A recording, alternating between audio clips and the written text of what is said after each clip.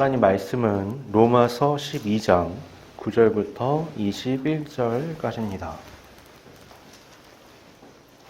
로마서 12장 9절부터 21절까지입니다. 봉독하겠습니다. 사랑에는 거짓이 없나니 악을 미워하고 선에 속하라. 형제를 사랑하여 서로 우애하고 존경하기를 서로 먼저 하며 부지런하여 게으르지 말고 열심을 품고 주를 섬기라. 소망 중에 즐거워하며 환난 중에 참으며 기도에 항상 힘쓰며 성도들의 쓸 것을 공급하며 손 대접하기를 힘쓰라. 너희를 박해하는 자를 축복하라. 축복하고 저주하지 말라. 즐거워하는 자들과 함께 즐거워하고 우는 자들과 함께 울라. 서로 마음을 같이 하며 높은 데 마음을 두지 말고 도리어 낮은 데 처하며 스스로 지혜 있는 채 하지 말라. 아무에게도 악을 악으로 갚지 말고 모든 사람 앞에서 선한 일을 도모하라. 할 수 있거든 너희로서는 모든 사람과 더불어 화목하라. 내 사랑하는 자들아, 너희가 친히 원수를 갚지 말고 하나님의 진노하심에 맡기라. 기록되었으되 원수 갚는 것이 내게 있으니 내가 갚으리라고 주께서 말씀하시니라. 내 원수가 줄이거든 먹이고 목마르거든 마시게 하라. 그리함으로 내가 숯불을 그 머리에 쌓아 놓으리라.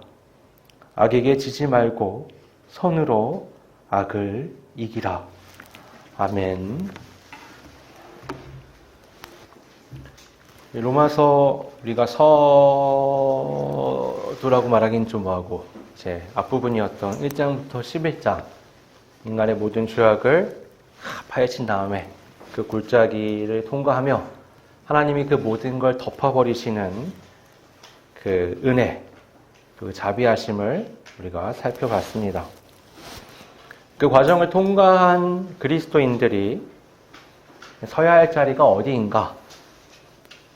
그건 이 세상의 가치관에 따라서 높은 곳을 지향하며 힘의 논리에 편승하는 승리의 자리가 아닙니다. 말씀은 우리가 마음을 새롭게 변화되어 하나님의 선하시고 기뻐하시고 온전하신 뜻이 무엇인지 분별하는 산 제물이 되어야 한다고 말씀합니다. 오늘 우리가 살펴보는 이 말씀 9절부터 21절까지는 그 살아있는 제물로서 성도가 구체적으로 삶의 자리에서 어떻게 살아가야 하는지를 보여주는 말씀이라고 할 수 있습니다. 근데 이제 중요한 게 있어요. 본문을 그냥 읽으면 쭉 어떻게 하라는 게 나열된 것 같지만 이거를 하나로 엮는 기본적인 중요한 개념이 있습니다. 9절에 보면 사랑에는 거짓이 없나니 그러면서 선에 속하라 이렇게 시작을 하죠. 21절에 보면 악에게 지지 말고 선으로 악을 이기라 라고 말씀합니다. 이게 포괄 구조로 되어 있는 거죠.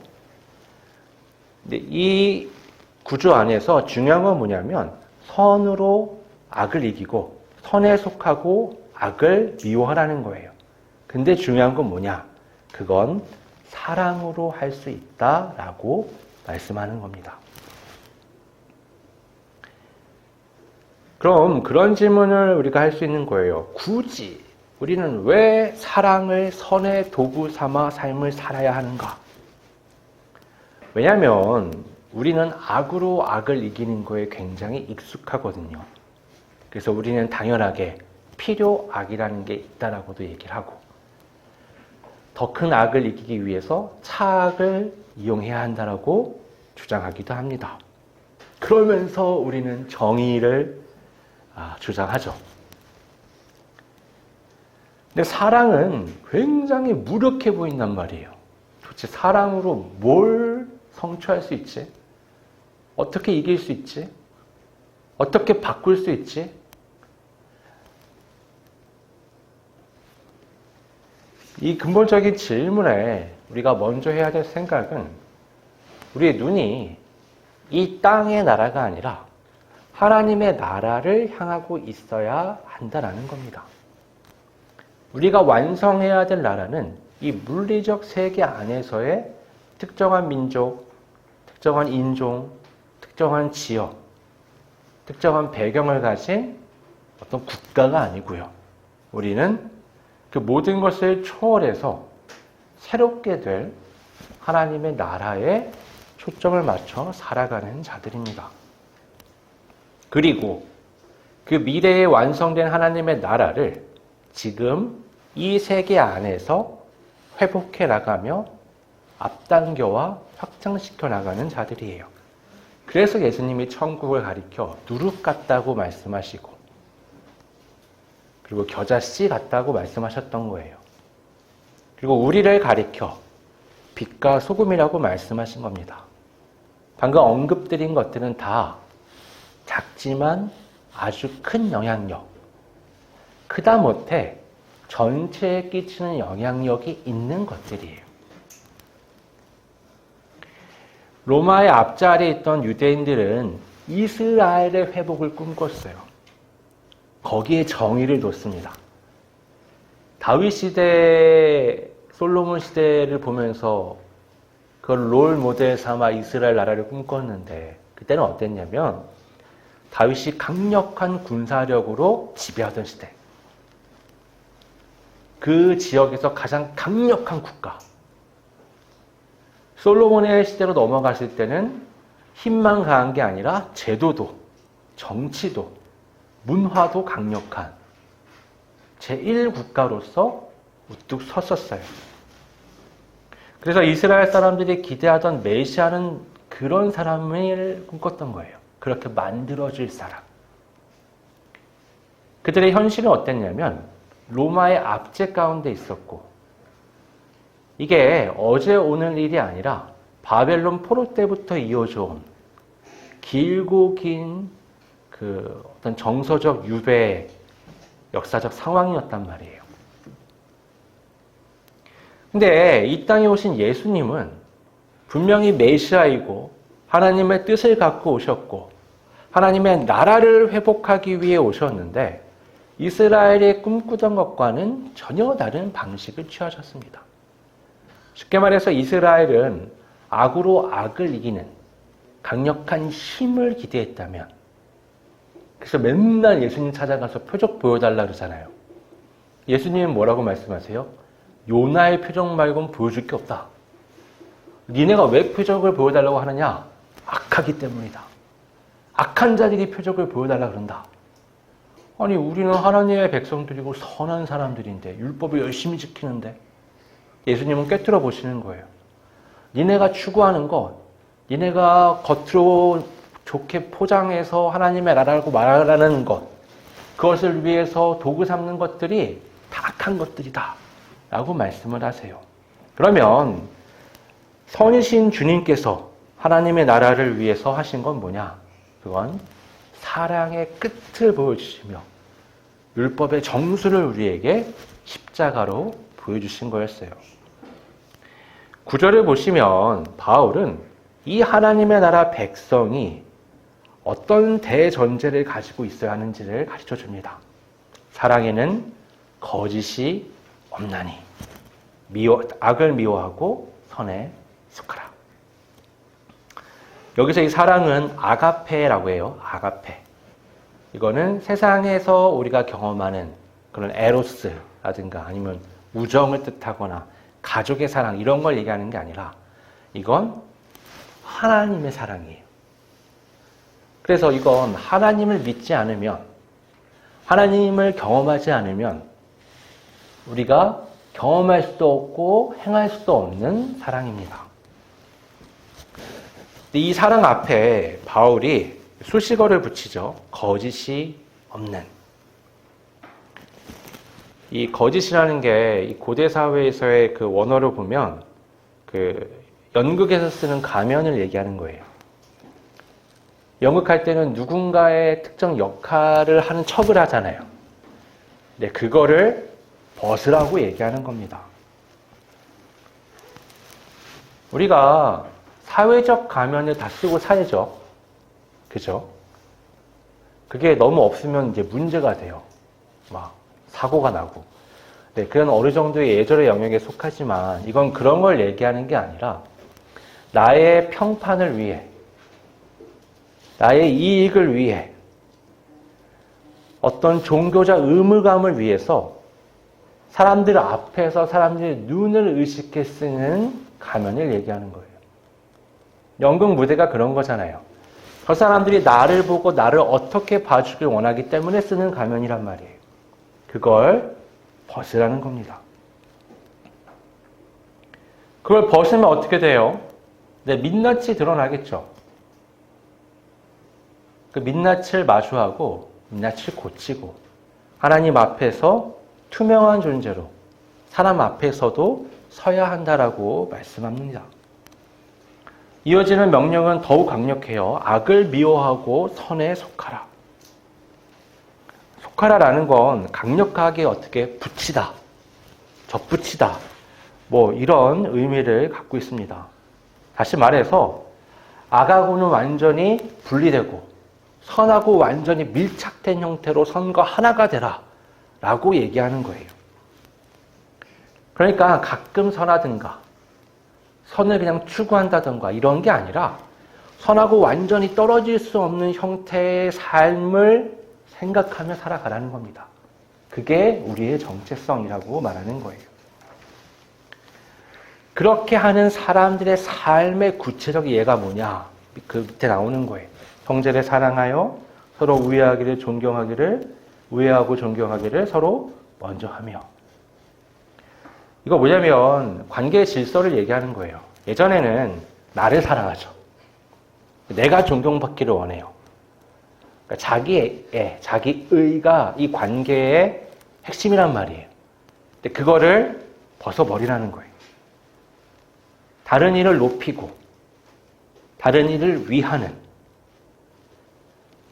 그거 싫은데요? 그거 억울한데요? 그거는 바라지 않는데요?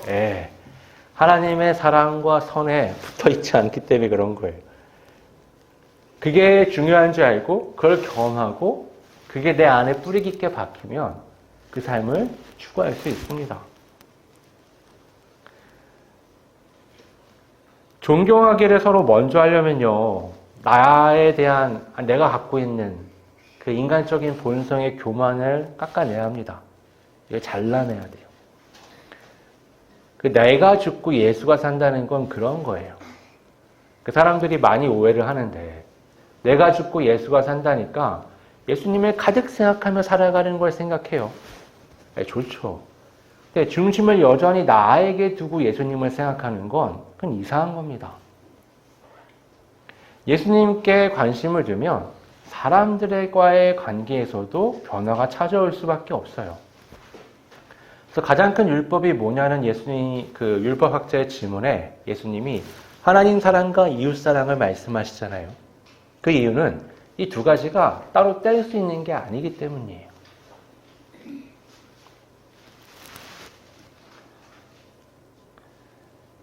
(11절에) 또 어때요? 열심히 품고 주를 섬기라고 말씀하고요. 12절에는 소망 중에 즐거워하며 환난 중에 참으며 기도에 항상 힘쓰라고 말씀합니다. 그리고 13절은 어때요? 성도에 쓸 것을 공급하며 손 대접하기를 힘쓰는 자가 되라고 말씀해요. 그러니까 이것들이 다 지금 뭐냐면 나라는 자아가 죽고 그리스도 예수 안에서 나는 낮은 자리에서 사람들은 높은 자리로 올려놓는 그런 내적 변화가 동반돼야지만 가능한 것들이에요. 근데 여기서 멈추지 않고요. 이제 그 다음 장으로 넘어갑니다. 지금까지가 가정과 우리 교회라는 이 공동체의 울타리 안에서의 관계에 대한 얘기였다면 이제는 그 담장 넘어 어디까지 가냐? 끝까지 원수들과의 관계까지 이 하나님의 사랑이 어떻게 작동해야 되는지를 우리에게 알려줘요. 14절에 보면 이렇게 말씀하죠. 너희를 박해하는 자를 축복하라. 축복하고 저주하지 말라. 이게 반대면 좋을 텐데. 예. 그죠?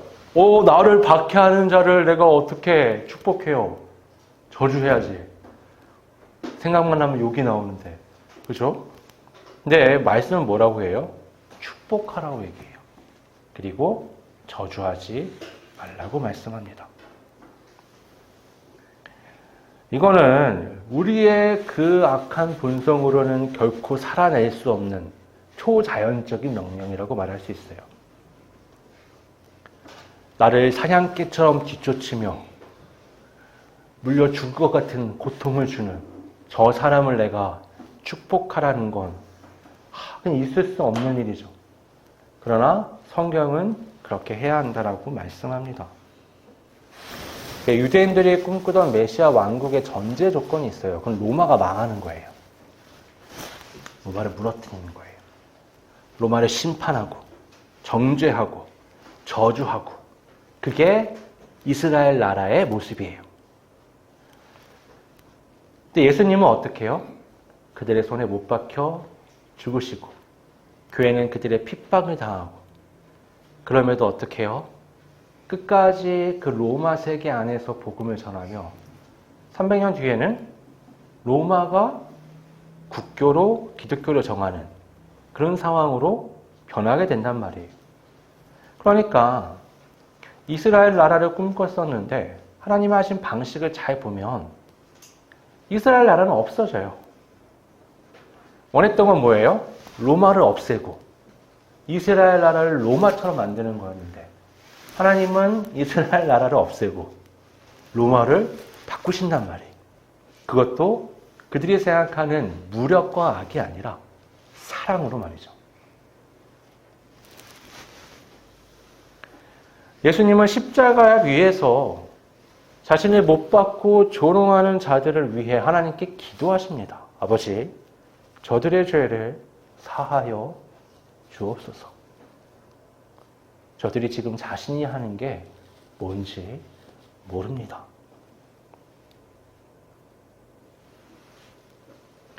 우리가 십자가로 인해 거듭났다면 우리 또한 박해자를 향해 저주가 아닌 축복을 내뱉을 수 있어야 합니다. 여러분, 악에게 똑같이 악으로 갚는 건 그건 아무 차이가 없는 거예요. 그게 이 세상 사람이랑 뭐가 다르겠어요? 악은요, 절대로 악을 이길 수가 없습니다. 똑같은 악인데 뭐가 다르겠어요? 같은 색 섞으면 색만 커지는 거죠.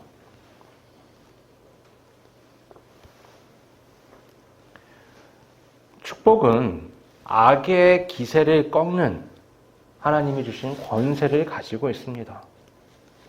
이를 위해서 필요한 것은 우는 자들과 함께 울고 높은 데 마음을 두지 말고 도리어 낮은 데 처하는 교만을 버리는 마음이에요. 여러분, 교만은 악이 서식하기에 매우 좋은 토양입니다. 그러니까 내 안에 자꾸 악한 것들이 터져 나온다. 자아가 너무 강하고 높아서 그런 거예요.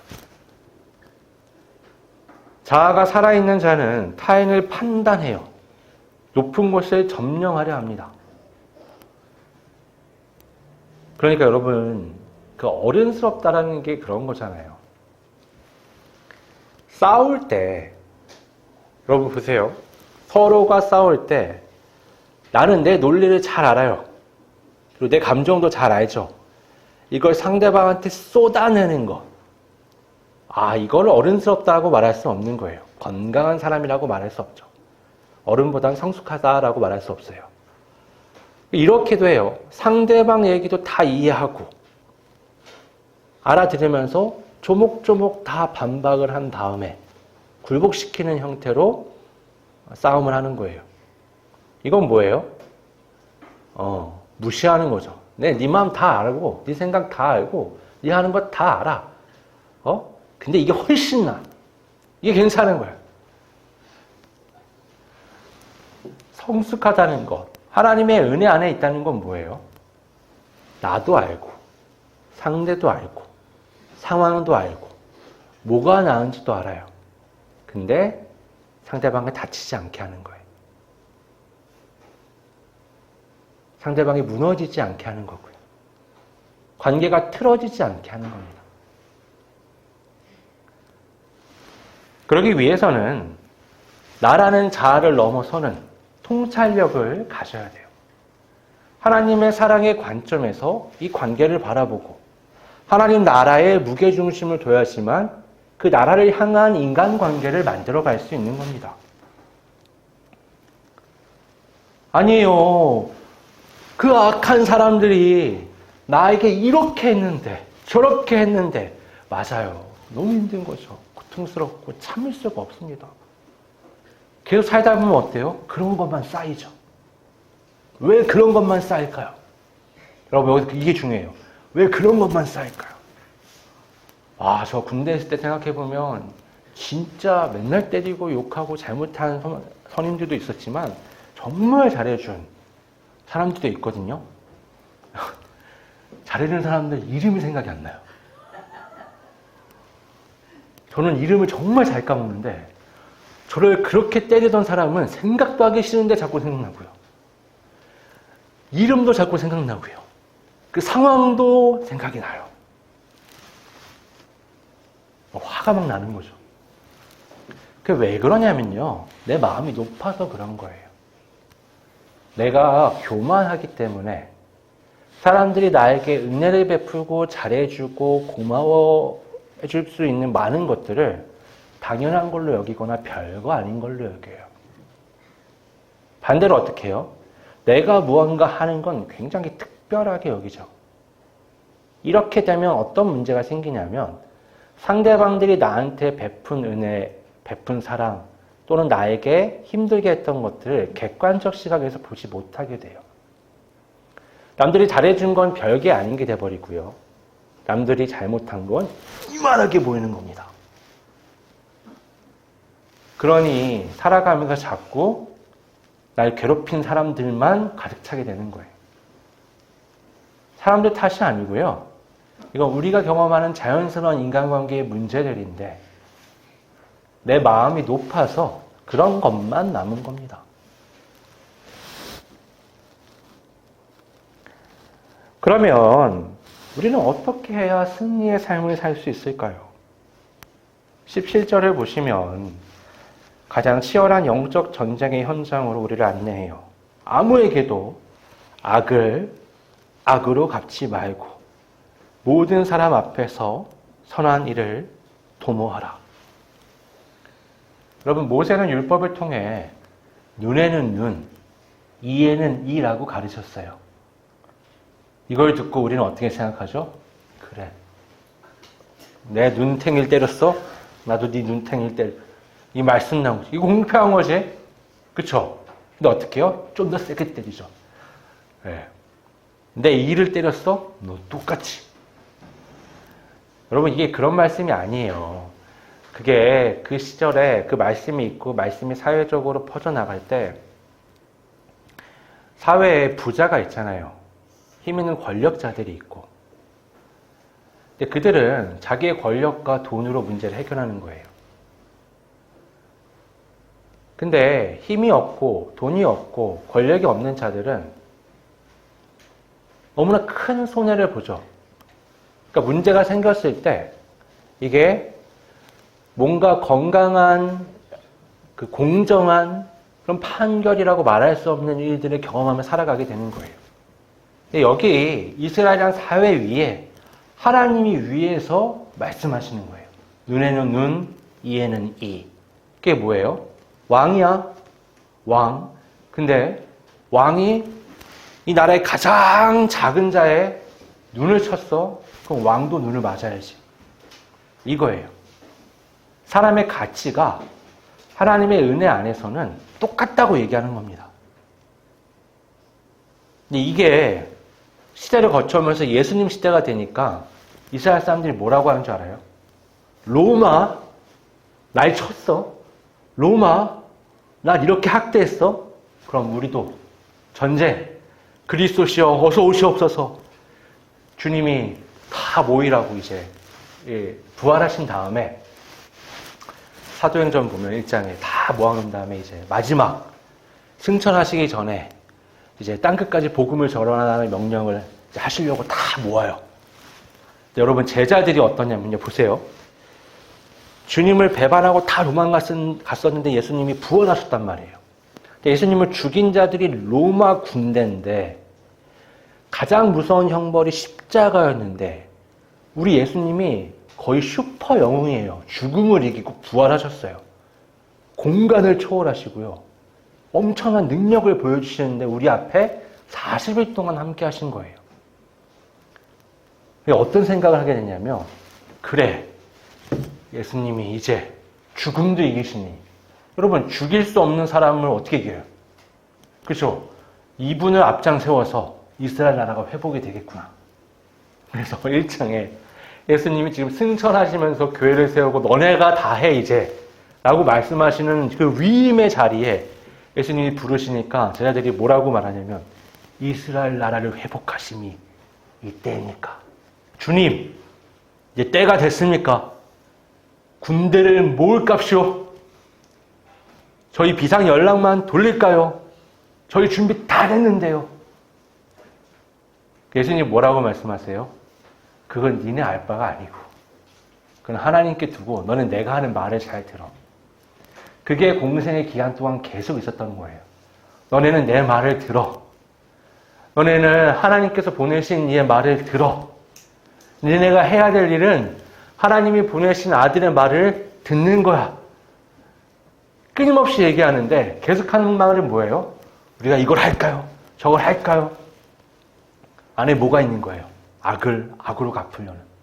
눈은 눈으로, 이는 이로. 로마, 날 쳤어? 이제 됐어. 주님이 계시니 우리가 너희들을 칠 수 있어. 막 이런 복수심에 불타는 겁니다. 그러나 오늘 말씀은 이렇게 우리에게 말씀합니다. 아무에게도, 이 아무에게도가 중요한 거예요. 아무에게도, 그 누구에게도 악을 악으로 갚지 말고 모든 사람 앞에서 선한 일을 도모하라. 여러분 이런 거예요. 누군가가 나한테 잘못을 했어요. 베드로가 예수님께 오죠. 예수님, 몇 번 참으면 될까요? 그럼 자기가 생각을 해보는 거예요. 얼마나 참으면 예수님이 인정할 만한 사랑의 그 마음을 가지는 걸까? 예수님이 7번 참으면 될까요? 예수님이 뭐라고 말씀하시냐면 70번씩 7번이라도 참아라라고 말씀하세요. 자, 이거를 있는 그대로 받아들이면 안 돼요. 77에 49, 490번 참으라는 얘기가 아니라 그만큼이라도 참으라는 거예요. 왜냐면 어릴 때 제가 그 말씀을 곧이곧대로 믿고 동생이 잘못할 때 제가 참기 시작했어요. 한 번, 두 번, 세 번, 네 번. 이제 몇 번까지 참았냐면 14번인가까지 참았는데 그 다음 안 되더라고요. 근데 이건 여러분 참는 게 아니고요. 분노를 모아놓는 겁니다. 꾹꾹꾹꾹.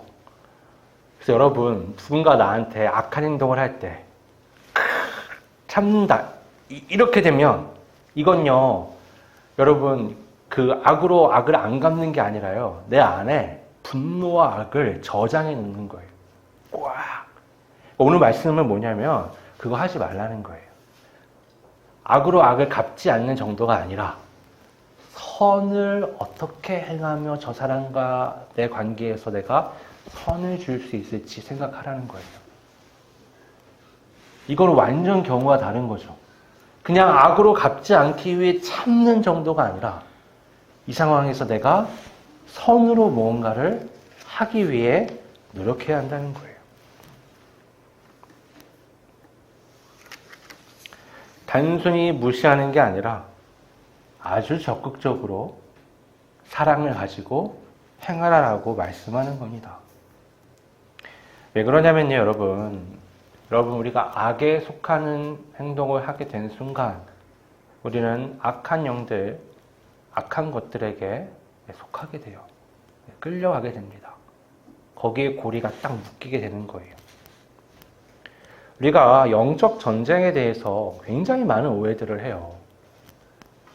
특히나 이렇게 생각하는 사람들이 있잖아요. 어떤 특정 자리, 어떤 특정 사람, 어떤 특정 세력이 악하다고 규정해요. 그게 악한 영들에 의해서 지배당한다고 말합니다. 그럼 어떻게 해요? 그걸 물리치기 위해서 무력을 사용해도 된다고 얘기를 해요.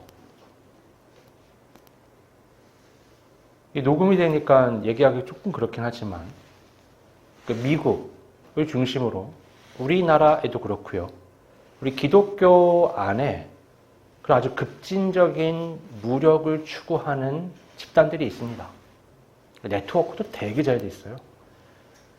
이 사람들이 꿈꾸는 게 뭐예요? 하나님을 위해서 내가 나서가지고 저 악한 것들, 저 악의 하수인들, 사탄의 세력들 불을 뽑아야 된다는 거예요. 뭐랑 똑같아요?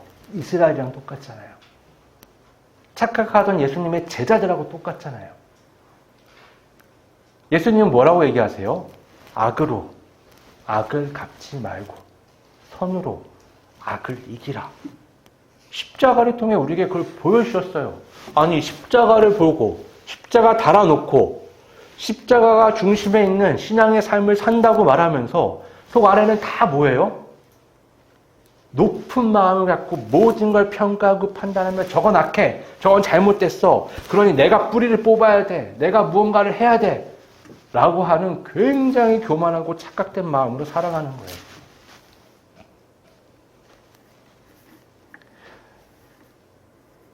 여러분, 주권을 이양해야 돼요. 이 삶의 주권은 나한테 있는 게 아니라 하나님께 있습니다. 판단을 하나님께 맡기세요. 그래서 오늘 말씀에 뭐라 그래요?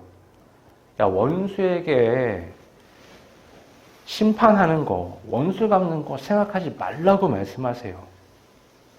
19절에 이렇게 말씀하잖아요. 너희가 친히 원수를 갚지 말라.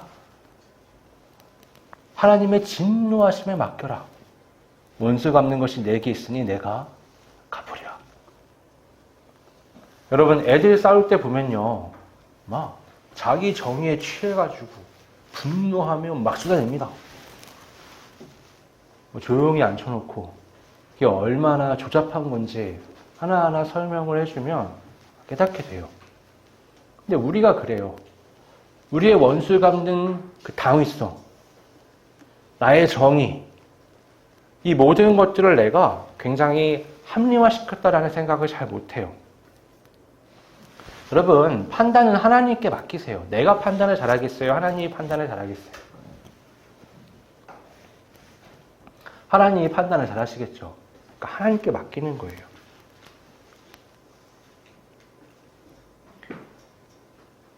우리가 하나님의 절대 주권을 믿는다면 심판의 권한도 당연히 그분께 맡겨야죠. 나는 하나님의 은혜와 사랑 안에서 회복된다고 믿으면서 남에게는 그런 사랑과 회복을 주지 않는다는 건 너무 이상한 거잖아요. 20절은 세상이 감당할 수 없는 공격법을 우리에게 가르쳐줍니다. 내 원수가 줄이거든 먹이고 목마르거든 마시게 하라. 그리함으로 내가 숯불을 그 머리에 쌓아놓으리라. 야, 이거를 이제 있는 그대로 읽으시면 이제 산으로 가는 거예요. 내가 원수에게 먹여주고 목마를 때 마시게 했더니 숯불을 머리에, 그 뜨거운 숯불을 머리에 이게 한다. 하나님이 그렇게 해서 심판을 하신다는 거냐? 그게 아니고요. 그 시대는 이 집이 추우니까 화로에 숯불을 늘 이제 펴놔야 돼요. 이게 보통 여자들의 몫이었거든요. 근데 이걸 꺼트리면 굉장히 부끄러운 일이 되는 거예요. 쉽게 말해서 집안일을 못하는 여자가 되는 거죠. 생각을 해보세요. 이 옆집에 사는 사람인데 나하고 원수 시간이에요. 맨날 싸워요. 근데 이 사람이 추운 어느 날 갑자기 문을 두드리는 거예요. 그러니 어떻게 해요? 수출 좀 빌려달라고 온 거죠. 우리로 치자면 연탄불 꺼진 거예요, 옛날에.